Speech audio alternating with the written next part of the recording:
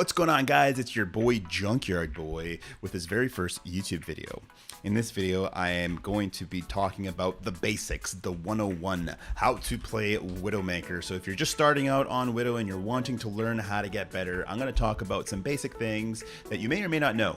First up is options, control. You're going to want to go into Widowmaker and you're going to want to play around with some of these settings. By default, your toggle zoom will be set to off, and what that means is if you have to hold down right mouse button in order to stay zoomed in. This is what it looks like if you spam right mouse button. It looks like your gun's going in and out.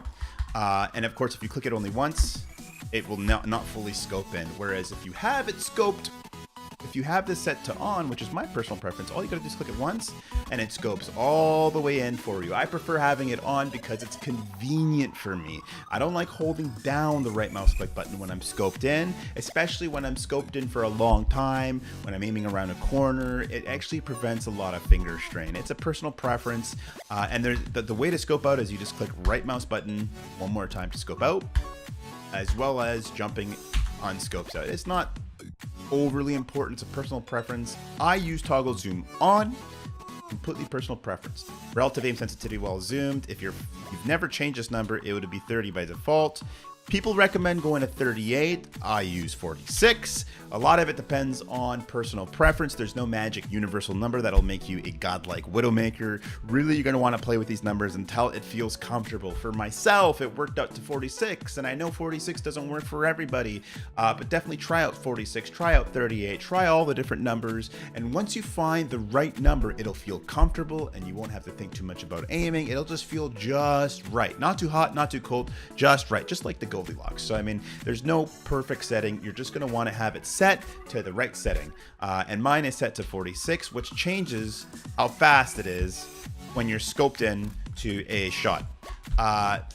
Next up is your hook sensitivity. By default, it's set to 100. The problem with 100 is 100 might not be very accurate. So for example, you got this little dot here. If I wanted to hook on this dot here, it would be impossible with 100 hook sensitivity. Notice how when I hook onto this dot, it went from here all the way. I actually hooked onto this.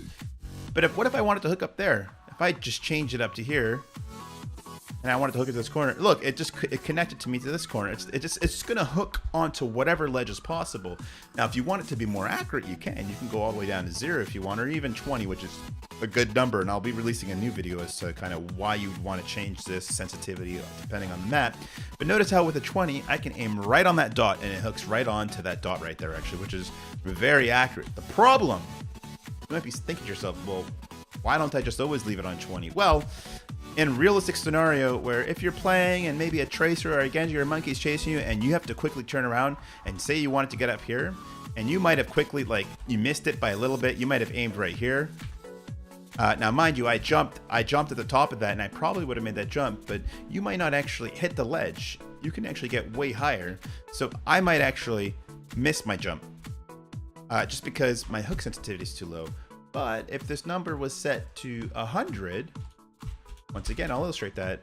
Notice, even though I'm aiming here, it's going to hook right up to the top of that ledge, which is very, very important. Now, what you're going to want to do to find that happy middle ground is 70. 70 just so happens to be that perfect number where you're not going to hook onto anything that you don't want to.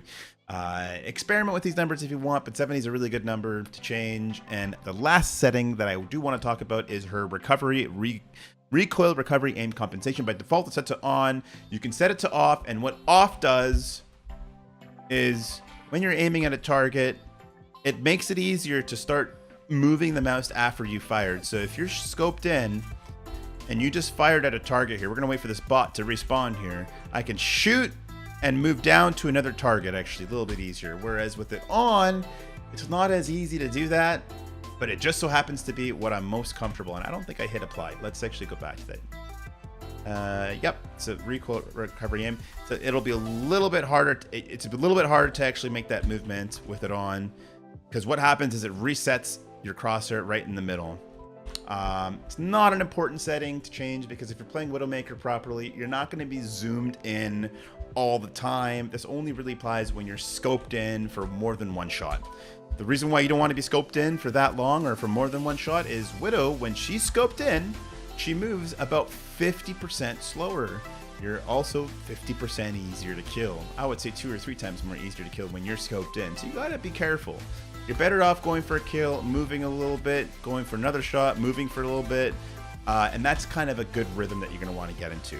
Now that we discussed some of the basics on Widowmaker, I want to cover some basic numbers that you may or may not know. A fully charged headshot will do 300 damage to the head. These bots just so happen to be 200 HP.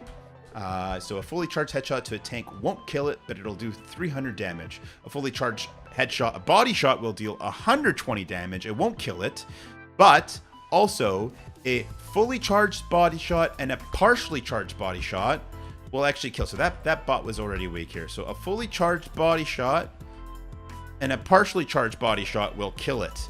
And there's no shame in going for the body shots on Widowmaker if all you're trying to do is net and secure a kill. I do it all the time, and it's important to know this. As well as what you need to know are her other abilities. She has a hook, grappling hook on an 8-second cooldown. It's one of the best mobility movement game skills in the game.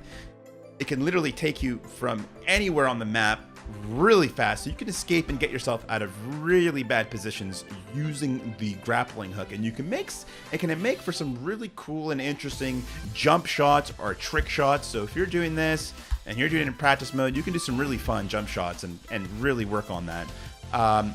Widow also has a Widow Mine that will deal 75 damage over time, and it also gives you wall hacks. And I'm going to illustrate this, so I'm just going to throw it right at the spot here. It's going to trigger. Now notice around the corner I have vision, and it also deals 75 damage. I did a fully charged body shot earlier to this guy, which was 120 damage. I also threw a mine on him, which is 75 damage. The combined damage is 195. That's the combo that you got to remember on Widowmaker. Now when he's down to like basically 1 pixel, you can just spam and he is dead. And the way you want to really do this combo is you throw a mine, you stand right on top of it, you're posting up, you're sniping, a Genji comes for you, or a monkey comes for you, or whatever they come for you. It's a Genji. He comes for you. Well, you can protect it from getting destroyed. That's 75 damage. 1 fully charged body shot will do 120 damage, and all you got to do is spam a little bit, and congratulations, you just secured yourself a very easy kill. So you do want to take advantage of Widow Mine. It's a really powerful tool, especially the wall hack ability. Speaking of wall hacks, Widowmaker ultimate ability gives everyone on your team wall hacks, and it shows all the enemies on the map. So we're going to use that for 10 seconds. And the way you want to use that is you want to aim around walls, and it allows you to line up shots. You can aim literally through the wall, and as they become more visible, that's when you're going to want to fire and shoot. And that's kind of what you're supposed to do when you're playing Widow. And that's how you take full advantage of this wall hack ability. With that being said, guys, I'm pretty sure I covered off most of the basics for Widowmaker. I'll be coming up with some more new YouTube videos. So if you enjoyed this video, please don't forget to like and as well as subscribe to my YouTube videos. I'll be coming up with more videos. Thank you so much for watching, guys. Keep an eye out for the description below this video. I'm going to put out some useful links if you're going to want to actually follow me on Discord or also on Twitch. And before I end off this video, I really do want to know, what is your favorite Widowmaker skin? Thank you guys for watching, and have a great day.